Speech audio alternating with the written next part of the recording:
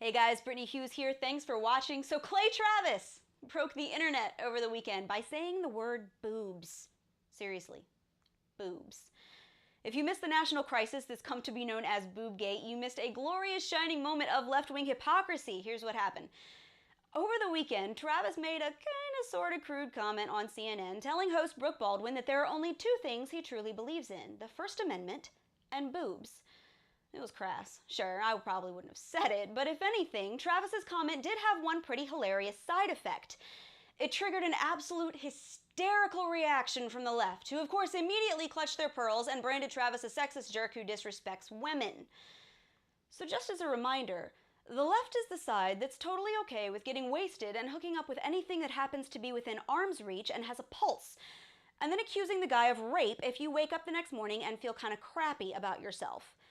If you point out that taking 18 tequila shots and sleeping with someone whose name you don't know is a pretty loose move, well, you're just a big fat judging judger who judges. The left does not want you to objectify women, but they'll hold slut walks to protest laws requiring them to wear clothes. They don't want you to think of women as sex objects, but they do want to live in a world in which sex is as cheap as a one-ply toilet paper at a Motel 6, and you should have it with whoever you want, whenever you want, with no consequences. Of course, none of this means that those of us on the right should drop our standards just because the left likes to crawl around in the gutter.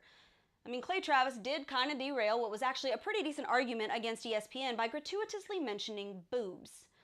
At best, it was shallow and unnecessary. But equally ridiculous is how the left immediately started reaching for their smelling salts.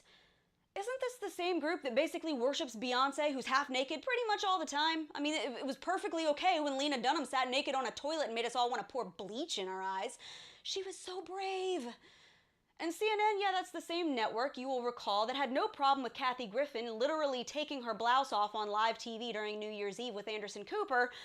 But no, a man says boobs, stop the freaking presses.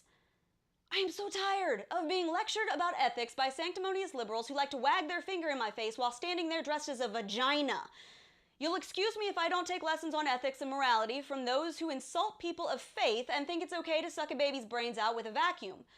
If you have been known to parade through the streets topless because you think that freeing the nipple is a pressing global issue, and then you turn right around and complain about the objectification of women, I don't take you seriously.